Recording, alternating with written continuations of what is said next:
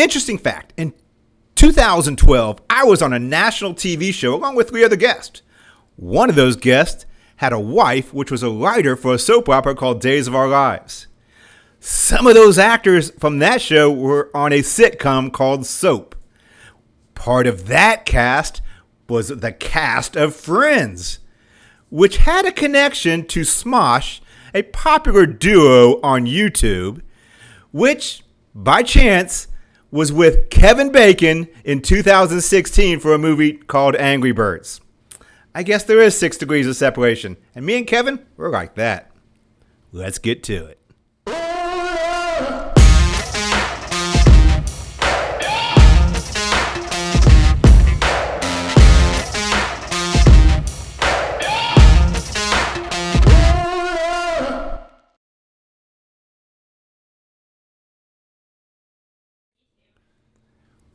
Welcome. Another episode of IBF On Demand. I'm your interconnected, relatable, and not so humble host, Eric Wilson. You can find me at eric@ibf.org. That's eric@ibf.org. Thanks for the follows, the subscribes. Find me on LinkedIn, YouTube, wherever you get your podcasts. Check me out there as well. Obviously, I want to thank Arkiva, a fantastic sponsor, driving business transformation by solving what others cannot. So thank you, Arkiva, for continuing to be part of this. Today, I admit, I'm a little late to this game, but I'm excited about today's guest. I'm very excited about today's guest. We're going to talk about the spread of COVID. I admit it, we're a little bit late, but this is an exciting topic. Not necessarily because of COVID, but because of other uses that they're finding for different types of methodologies and forecasting that were utilized. Epidemiology is a study of patterns, causes, and effects. During COVID, it obviously gained a little bit of attention. There was a lot of forecasts of trying to figure out the spread and what was going to happen. What you might actually not know is Dr. Jane, one of the founders of the IBF, Institute of Business Forecasting, and the writer of the book that's used, that's connected to the CPF exam. And really, I said, the forefather of demand planning. He was actually one of the forecasts that the CDC is actually utilizing during COVID. So when you were looking at the spread, one of those forecasts that were actually provided by Dr. Jane. There was others as well. And one of those was a company called Epistemix. And I actually got an opportunity to talk one-on-one with the CEO and one of the founders of Epistemix. And it was an amazing conversation, and I wanted to bring that conversation to you as well. What is even more interesting on what they did through COVID was how it's being used today. How you can use some of the same methodologies of modeling today for other business problems to make business decision. That's what we're trying to do. And they're actually being able to utilize some of the modeling in today's business world as well. What we do is forecasting is not about the numbers. It's not about the sales. I mean, right now there's a lot going on. The economy, the elections, civil unrest, wars, weather, energy crisis.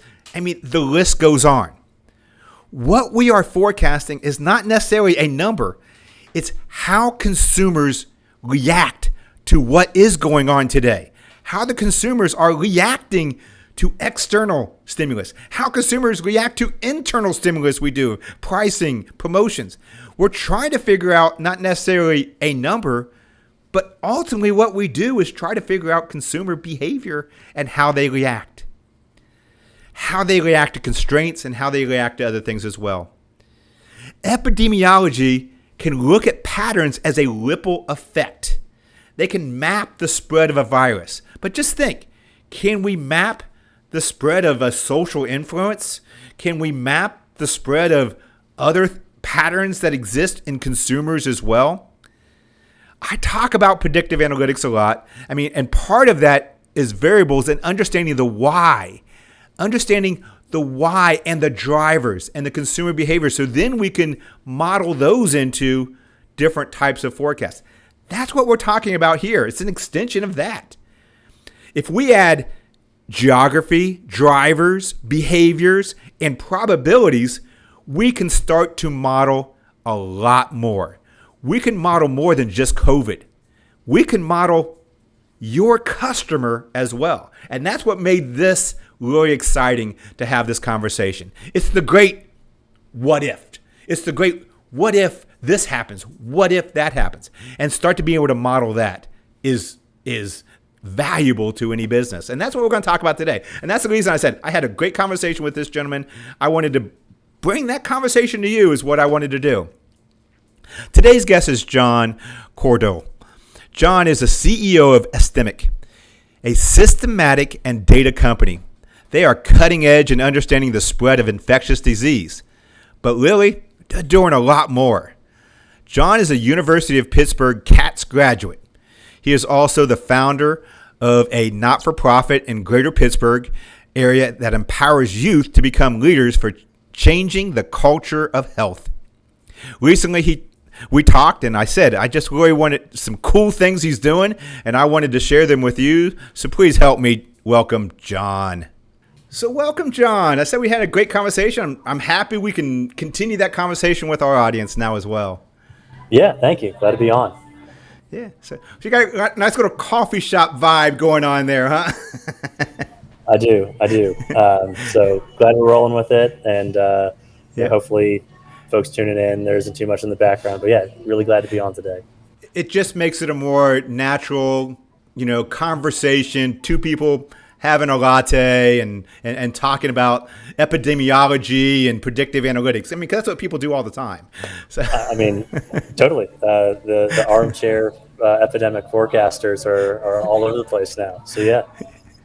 So it was interesting. You're kind of where you got to today.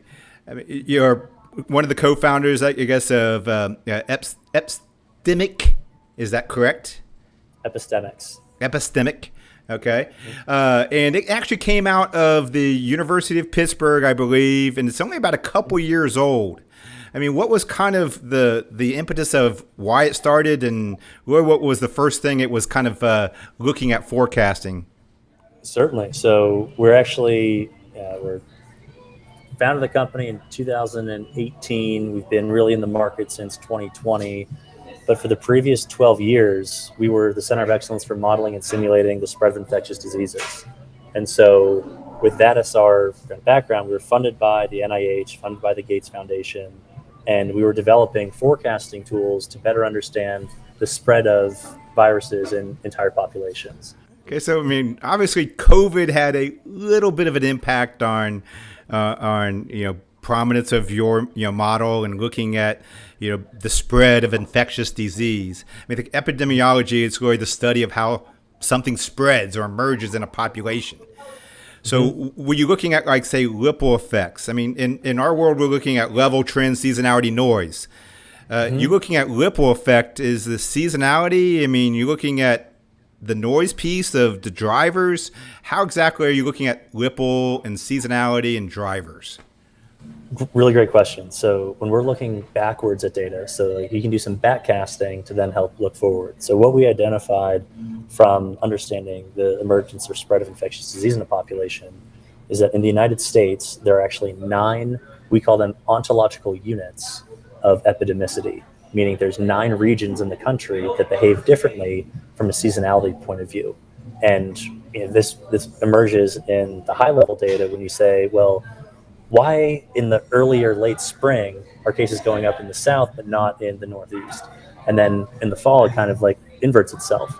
And so all of those seasonal patterns, we're able to represent that from the behaviors that go on in those populations. So from a seasonality perspective, and then you're talking about the noise. So on the noise side, like our type of forecasting, because there's so many different things you can build into a model, what we end up doing is trying to calibrate to the 1 or 2 most important pieces of data that you're able to look backwards and compare the model against.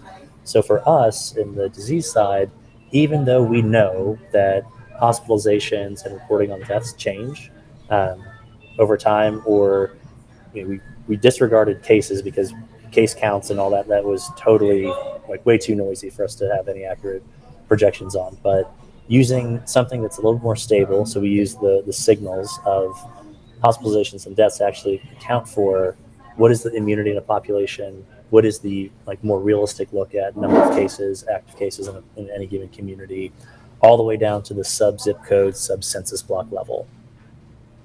Okay. So if I'm kind of understanding this in my own layman's type of terms, is you're looking at the seasonalities, but you're mainly looking at some of those drivers then as well. It's driving human behavior, driving some of those spreads. And then instead of just modeling that like others may do, you're modeling how those drivers are changing then as well, and how one impacts the other, and then how that could continue to change. I mean, so it's not just the driver, it's how that driver is changing. I think what's really makes that ripple effect unique in what you're trying to model. Is that it? Did I get the understanding? You did, yeah. And so that's where you're not just seeing this linear relationship. You're getting these nonlinear connections between different drivers or different. Yeah, we say here's some behaviors that drive an epidemic forward or drive adoption of something forward. But then, if it's something good, you want to say, all right, how can we keep that thing from sprouting? If you're selling a product, how do you maintain adoption levels? If it's a disease, you're saying, well, how do we suppress this? And so what you're able to do is test what interventions drive those numbers down, or what strategies can drive numbers up. And so when we look at the behaviors around disease, you have, well, what's going on in schools? What's going on in households? How do people respond and react if they know that, well, their kids are at school with 4 kids that ended up getting sent home because they were infected and got sick? Well, is that going to change the behavioral pattern of more parents just oh, we're just going to hold our kids out of school? And how do those behavior ripple effects impact larger categories of cases, hospitalizations, deaths, and those bigger drivers over time? So we combine the individual behaviors, we combine the government or workplace level policies, and see how those things impact one another to then see how the forecast changes. Okay, that's why I said this is fascinating, because I can see so many use cases for it. I mean, obviously I've been preaching for 2+ years saying, hey, we need to look externally. We need that outside in type thinking, predictive analytics, for business forecasting, demand planning 2.0. I've been saying this, but in your words, then how do you think decisions are impacted by just looking inside or just looking at your order history? How is that impacting decisions? How is that impacting really businesses if that's the only view they have? Sure. I mean, this comes up so many times. So if you're only relying on the data that exists internally, you're making your decisions on those assumptions, you're really saying that the future is going to look like the past. And if you're not looking at how behavior changes or the environment is changing, how that impacts the drivers of adoption or drivers of purchases, you're gonna miss when you're gonna hit that tipping point, or when you might hit market saturation. All of those things are repeat challenges that we've seen customers keep coming up with. So one example of this would be there's the social media app that came out in 2020 called Clubhouse, and they're looking oh, it's going to totally take over Facebook and Instagram and other things, and it's going to the moon. Well, when you look at the behaviors of adoption, you're really able to see oh, the tipping point is going to come pretty early. And we were able to forecast that tipping point in early 2021, right after the Consumer Electronics Show, and we're able to say, you know what, we don't think this is actually going to be the big next new thing. But if you're only using the internal data and looking backwards at it, you're going to carry those trends forward, and you're going to miss when they start slowing down. And at that point, it might be too late. You might have hired too many people. You might have kind of just gone through the market way too quickly and didn't realize there was something else coming ahead. So using the behaviors and understanding what drives the adoption, and then what can you do to influence adoption by acting on behaviors, that's the sort of approach that we use, so that you can test ranges of uncertainty, you can test your assumptions and be more explicit about how one strategy or another is going to impact one element of behavior adoption. Okay. I think you may have already kind of touched upon this, or even maybe answered it. You can answer it again. But much of organizations, we're still trying to figure out what's going to happen next. I mean, every business decision is based on a forward-looking projection, i.e. a forecast. And part of predictive analytics is knowing what variables that different types of data to use and different types of models to use. You mentioned the approach of first understanding the why, first understanding why something's happening, how those behaviors are changing. You mentioned that as one of your first steps. Why would you take that view? So we're fortunate to be able to take that view because we start with a representation of every person, place, and places, schools, workplaces, hospitals, like any place in the entire U.S. And so we have to start with the why, because you're really starting with like this synthetic population that represents kind of the clay that you're starting with. And then you say, well, what do we understand about the behaviors? What do we understand about how this population is changing? And those are your baseline assumptions. And then starting with your behavioral assumptions, you can then say, well, if this is how something happens, we should be able to represent it from that clay that we're starting with. And so you should, like, users of this approach end up generating models that are trying to recreate the past data to say, oh, we've gotten to a model that works. And now we can test assumptions against that model, all rooted in behavior. So I guess our approach is, when you're going from the bottom up, you really want to start with the most simple mechanism that shows that growth happening. So, I've hired a lot of physicists and astrophysicists, people that are really good at simplifying things down to like base model, base mechanism of the emergence of a behavior. All right. You mentioned in synthetic populations, there's a growing emerging practice of using synthetic data. Can you explain a little bit for some of the audience out there that, what exactly are you talking about with synthetic populations, synthetic data?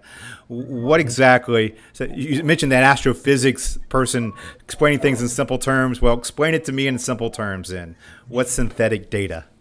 Yeah, so synthetic data is really in our approach, is you take a real data set and you're adjusting behaviors to then project it forward. And then that new projection of data that includes every person, each time step, each interaction, all of those things are captured, and it gives you a time series in both geographic space and in time of what's going on. So our way of generating synthetic data starts with the real data from a population, project it forward to understand different scenario planning. And so it's really a new way to say, well, any new scenario that we're running, that's a new synthetic data set. There's another side of synthetic data where you're taking an existing data set and just mimicking it, where you're going to get the same distributions within that data set, but you might be de-identifying sensitive information about the population. You might be taking out specific things that you might be able to point to somebody in the population, and people can use that data for testing. Our approach is different from that one because you're really saying we want to understand how things are changing. And so our approach is creating synthetic data sets about change and how the population is changing so that you can be better prepared for how the future might look compared to the past. Okay. So you mentioned, so we're talking about probabilities in there. So it's more of a probabilistic type forecast then? Yes. Yeah. So opposed to stochastic type? Yeah. Yeah, everything's probabilistic, and you might run 1,000 simulations. You're going to get a different result every single time, and then you can aggregate those results together to say, oh, here's most likely. Here's when you brought up like the noise in data earlier. Well, the more simulations that you run, you can kind of use a term called you beat down the noise. So you're able to get narrower and more narrow around your confidence intervals, your uncertainty bounds, and those are the things that we're using simulation to understand from a behavioral standpoint. So in essence, you're modeling widgets and products adoption curves like you do infectious disease and epidemics, and using the same type of simulation is what you're doing with this. So, yep. So with that simulation, then once again, boiling it down. So even I can understand it's a relationship then between people and things, and the environment, and how all three of those are going to change in the future. That's pretty much what fundamentally what you're doing. Looking at the people, you're looking at the consumers, you're looking at the thing, you're looking at the environment that exists in, and then how all three of those things adapt and change to each other. Correct. That's And so what simulation is. that's exactly what our type of simulation is. And we're able to look at how those interactions of the people happen in households, how they happen at work, how they happen in the community, and also on information networks. So who are the people watching what news? Who are the people getting their information from Facebook, Twitter, Instagram, TikTok, whatever it might be? You can look at even this show, right? Like, here's the people that are now exposed to this, right? Like, it's a new bit of information in their environment, and how might they react differently? So, like, all of those things are, yeah, it all comes down to the people, the thing, which could be the widget, the product, the disease, the bit of information, and then how the environment is changing. So, let's say we walk through a scenario where you might go home and two people at the dinner table are like, oh, like, did you hear about this thing in the news today? You're like, oh, well, I didn't hear about it, but now you're the third person that has. And like, then you bring it up with somebody at work the next day. It's like these things begin spreading, and it's really an emergent phenomenon. And that's what we help people kind of project into the future and try to forecast. So this stuff's really interesting. I mean, I don't know why more people don't talk about this over coffee.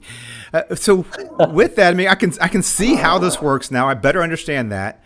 I mean, do you have any other examples? I mean, besides COVID, besides the spread of swine flu, I mean, do you have any case study you can mention, or other use cases that you've done some things, or you could see the way this could be utilized? Because I think the audience would be interested in that as well.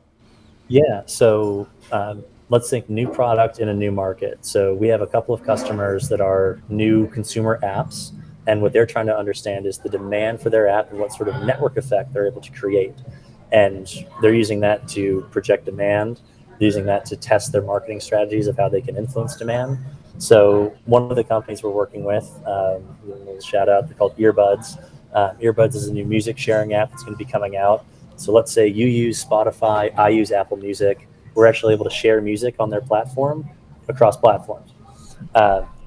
And so what they're trying to understand is, well, how can they get to 150,000 monthly active users by June of 2023 in the most sustainable way?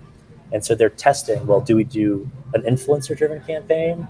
Do we target specific online communities? How do we get the right type of network effect to give us sustainable growth over time? So that's one business use case where it's combining both demand planning and forecasting plus the strategy function of what they can do to reach that result. Wow. I can see stores using this too, with populations like moving and changing, going from New York to Texas and Florida, and this mass, people leaving out of California. So the population's changing. I can see that being, if you're any retail or any type of environment, I can see that being something as well. Oh, spot on. So we did a project last year with the Remaking Cities Institute out of Carnegie Mellon University. And the question they wanted to ask was, how is consumer preferences on where we're working? So I'm in a coffee shop today. I'm not in the office. How does the work from home acceleration or remote work acceleration, how does that impact where like consumer retail is going to be? So we ran this study on the city of Chicago to say, well, where's the workforce of Chicago going to be in 2024? And then we had to root this in like an actual problem that businesses had. And so at the coffee shop right now, so we said, where do I get my coffee in 2024? And the whole idea was based off of consumer preferences of where they're working, where's the density of the population going to be? So that's one part of the forecast. But then looking at the forecast to say, how do we match where the population is going to be with the availability of coffee shops around them? And we were able to identify, here are locations within Chicago where there's going to be like too many coffee shops, like per the demand, and other areas where it's like, oh, well, there's going to be more people in this area of the city. Maybe we can drop in 3 or 4 coffee shops in that area to capture like a new demand in a new location. So yeah, the changing population, really interesting. We recently had a use case where somebody wanted to say, well, how is the behavior of where people are moving changing given the current housing market? Yep. But layered on top of that, climate migration. So more harsh storms, more frequent storms, temperature, water scarcity. Like, how are these things influencing people's behavior of where they want to move to or move from? So all of those things can be tested, and you can be explicit about those scenarios, and and the assumptions within the scenarios using this approach. I mean, it's very interesting things. I got time for one final question, unfortunately. It's interesting what you've done. It's interesting what you're doing. How does these things kind of complement machine learning, regression-oriented approaches, or even just time series modeling? How do these things kind of complement what companies are already doing? Yeah, so looking at different machine learning models, one of the challenges is like the explainability of them. And so the complementary approaches of agent-based modeling and simulation with machine learning, the way that we talk about it is you can run a number of simulations that create these large data sets. Well, then you can train your machine learning or AI models because you know what they're supposed to be looking for. For instance, if you run a simulation of the frequency of fraudulent banking activities as a behavior, and then train a model for fraud detection on top of it, within the simulation, you're going to point to, oh, there's 200 instances of where this happened. And then you can train the AI model to say, oh, well, how close did it get to identifying those 200? And so you can use simulation to create data sets to then train different models on, and you can see where the behaviors are changing. And when you change the behavior, does the AI model pick up on it? So that's kind of like the run some simulations, test some machine learning models, adjust the simulations, retrain the machine learning model to see how well it did when things changed. Well, it was great speaking with you. I knew it'd be a fun conversation, at least for me. Hopefully the audience got a lot out of it as well. Hopefully I'm going to see you at a conference coming up as well, now that you understand our market a little bit better and you understand what you're doing. Hopefully we see you at a conference coming up, maybe in New Orleans next year or something coming up. Yeah, definitely. Looking forward to being in Orlando next week, and then certainly getting more engaged. So yeah, Eric, really, really appreciate you having me on, and yeah, very fun conversation. I'll talk at you then. All right, thanks. Bye. Okay. You may not be ready for some of that. I mean, some of it probably is even over my head. But the concepts of what we're trying to achieve, I think we're all ready for today. I mean, the key is, are you ready to start thinking ahead of where the consumers may be in the future? Are you ready to not only look at a forward-looking forecast, but a forward-looking concept of what your market may look like in the future, where sales may be migrating towards, how consumer behavior may start changing with all the external stimulus that's happening today? Are you ready to start thinking that way? This is a mindset change for a lot of us. It's an outside thinking approach. Vast majority of us, and me included for years, I mean, it's an inside out view. What did my internal sales do? And what were the orders, and projecting that out to what I want the customer to buy, or what I hope the customer would buy. That's an inside out view. Outside in thinking. I said it's a change of mindset, but it's really looking at the consumers and the way they're changing and things that's impacting them, and outside stimulus, and understanding how that's impacting your internal sales. It's a mindset thinking. So first of all, it's a change in mindset. Secondly, it is predictive analytics. It's what my book was about. It's what a lot of these podcasts is about. It's a lot of what the conferences we talk about, what the subject matter we're seeing more and more of now. It's predictive analytics. It's more and different types of data. It's really different types of modeling, getting into some probabilistic, and it's forward-looking and it's trying to understand the why and the cause and being able to do that in scenarios as well. And third, it's learn, share, advance. It's continuing to challenge yourself, changing your thinking, but it's continuing to challenge yourself, learning new skills, learning new things, finding new information you can bring into your forecasting process, sharing that as you continue to adapt and learn, sharing some of those concepts, and then advancing personally, advancing as a company, but then advancing the field then as well, which is really the fundamentals of IBF. Well, I'm going to continue to look for 6 degrees of separation. Maybe I'll find 6 degrees of separation and find a connection to Camp Lejeune between 1953 and 1987, and I can get mine as well. My name is Eric Wilson. You can find me at eric@ibf.org. That's eric@ibf.org. Thank Arkiva once again for driving business transformation by solving what others cannot. A fantastic partner and sponsor. And software, check them out as well. Finally, remember, if you're looking at the spread of an infectious disease, there's one major variable that definitely impacts it. And don't forget, wash your hands.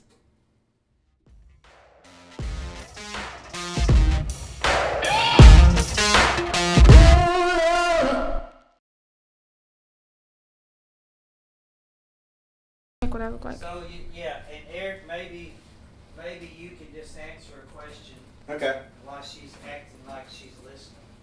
That'll help her.